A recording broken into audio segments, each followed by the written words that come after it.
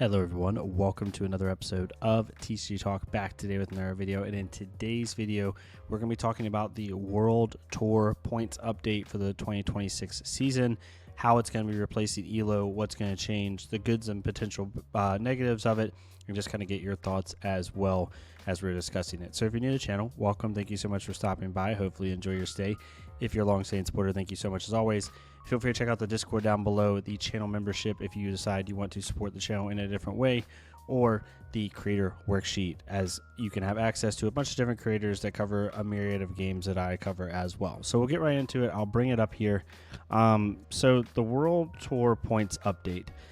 For anyone that's not aware of what this means, currently right now we go off of the ELO system. There is a World Tour points competition where people can win money.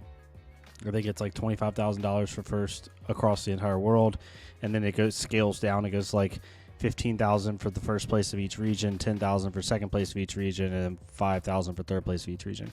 But in order to qualify for big events, you either do well in like Road to National Pro Quest events and win and get a ticket to like a bigger Pro Tour or to Worlds in that way, or you can qualify through an ELO system.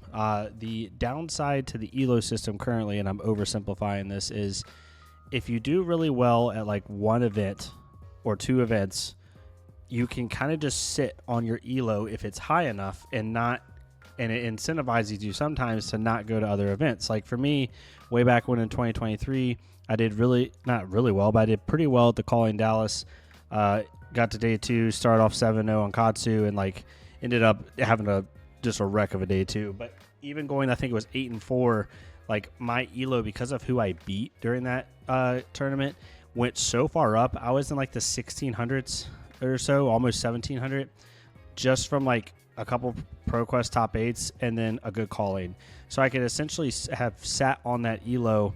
I was like just outside of qualifying for a big event, just off of one good event. And like it's not what you want, right? You want to incentivize players who are performing well in that season, or maybe the season before. So I think that this is to build upon the World Tour points system that they currently have in place right now, alongside replacing ELO. And we just need to remember that as we're going through this article, like good, bad, or indifferent. So the 2025 World Tour program year started from Battle Hard in Hiroshima and finishes at the World Championship in Philadelphia. The 2026 World Program year starts at the Calling Philadelphia and finishes at the 2026 World Championship.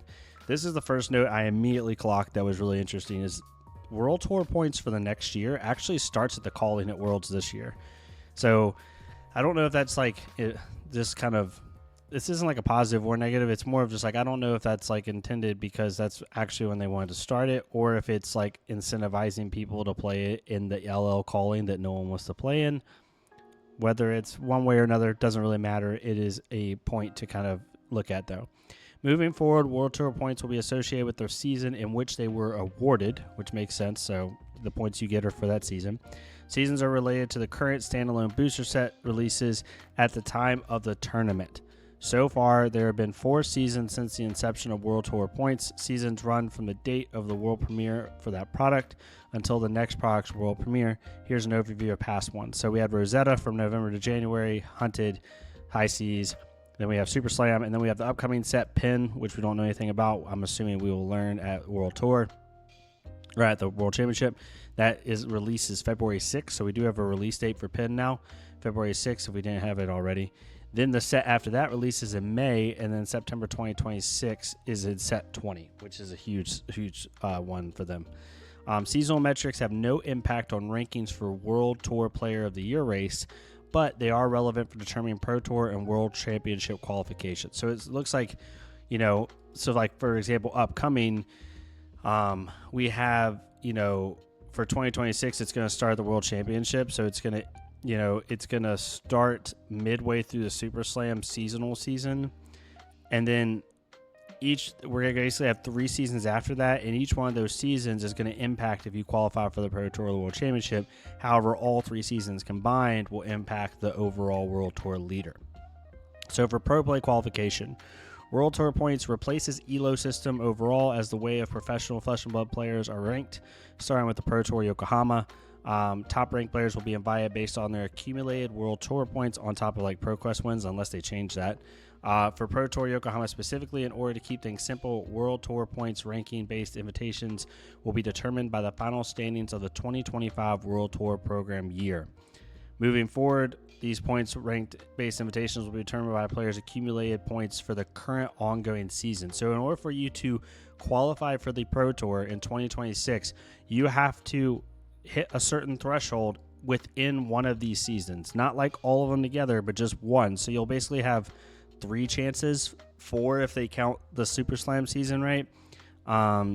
Which I don't think they are based off what it's saying. It sounds like that's going to be the World Tour of this year, or World Championship. So, for example, they say it right here. I should have just kept reading. For example, invitations of Pro Tour 9 in July of 2026 will be issued immediately following the Pro Tour Yokohama and will be comprised of World Tour points accumulated from these date ranges.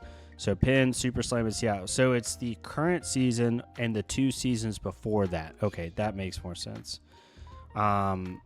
It's the top 50 global and top 25 APAC region. The reason they're doing this is I'm not going to read everything here. Basically, wherever the Pro Tour is, that region is going to get a little bit more love in terms of the ability to qualify. So some people would originally look at this and be like, okay, top 50 global, top 25 APAC. Why is APAC getting special treatment? Because it's hard to qualify top 50 global. That's not a very big number. Like top 50 global, that means all of Europe and the United States are battling for this World Tour points qualification if you don't win a event that gets you a ticket into the World Tour or into the World Championship or the Pro Tour. But once it goes, since the next Pro Tour is going to be an APAC, they're getting this. If it's in Europe, the time after that, it's going to be, top 25 Europe, EU, stuff like that. So that's how that works. And then we have the World Tour distribution. This is where it gets interesting to me, right? Starting from the Penn season on February 6th, World Tour points awarded by tournament will be adjusted. Points will be more closely aligned to typical prize breaks and reflect changes to frequency and type of tournaments that offer in 2026. From Penn season onwards, the World Tour and World Tour points are simply composed of tournaments which take place at the World Championship, Pro Tour, and calling level. It's very important. We are not going to have World Tour points distributed for ProQuest or Battle Hardened at the time of this, right? They're going to talk about showdowns here in a second. We'll talk about that, or at least allude to it. So moving forward, there are 4 tournament types which award World Tour points: World Championship, Pro Tour, Calling, and Showdowns.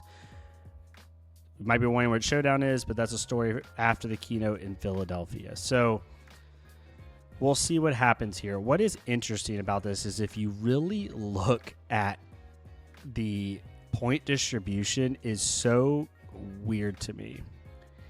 For anyone who's not aware, placing top 64 at the World Championship is hard. That is a very high accomplishment. Shoot, we'll even up it. Placing top 32, right? Like if we go to the World Championship 2026, hopefully it's here somewhat quick. If it's not, then I'll just dismiss it. But if you look at like the World Championship for this year and like the prize breakdown, I'm going to do this on the fly, y'all, if y'all are okay with this. Just give me 2 seconds. But if you look at the World Championship for Flesh and Blood and the prize breakdown, 2025 prize. We're doing this on the fly because we're professional YouTubers, as always. So prize money, Flesh and Blood. But it's getting top 32 is a big deal, right? Like a big deal. Okay, here we go. Sorry about that, y'all. I still have to redo everything. So the way the prizing works, if you go down and look at it, like they have Swiss rounds, top 8 prizes. So getting top 32, you get $1,500 USD. Or top 64, sorry. Top 32, you get $2,000 USD and a Pro Tour invite. However, if you get top 32 for the World Tour points, you only get 10 points. That is the same as getting top, let's just say, at a calling, right? That's the same as winning a calling. So they're equating getting top 32 of the Pro Tour as the same prestige and points as winning a calling. It's very interesting. I feel like you should get a little bit more points here. Like these scale very low. Like getting top 4 at the World Championship, or even getting top 8 at the World Championship, only gets you 2 times as much as a calling. It's like I'm assuming they're like testing these numbers and seeing how they work out over time. It's just very interesting to me. on how that works out, right? Like a calling is basically worth getting top 16 at a pro tour or top 32 at a world championship. I could see that, but we'll have to see. At any rate, like this is how the world tour points are shaping up, right? And then we have showdowns, which first place gets you 4 points. I'm assuming showdown is going to replace battle hardened. That's my guess, but we're not going to know. But so that's the whole article. So the big key takeaways is Elo's getting replaced, which I think is good for the game. You don't want people like doing good at 1 or 2 events and then just sitting on high Elo and getting those points. If you do read down here, the invites are not going to pass down. That was the other like really big point I saw here is ranking based invitations do not pass down, are non-transferable and expire if not used. So you can't transfer these invitations from the World Tour. You can't pass them down. You have to use them. So the top 50 is the top 50. That's it. We will continue to evaluate these thresholds for issue ranking-based invitations. It is important that these invitations are relevant, and we will monitor their effectiveness. Not passing down is like the biggest things. The 2 biggest key takeaways are replacing Elo and not being able to pass down, I'm just going to use Elo as a general term, Elo or World Tour point invites down. It's a really big deal because if people choose not to go or don't want to go or whatever the case may be, like now most people that are competing and have enough World Tour points to get top 50 in the world or top 25 in APAC probably do want to go. So the chance of that being an issue probably is really low, but it's just something to think about. So those are the 2 biggest ones for me. Overall, I think this is a good step. There are a couple head scratchers.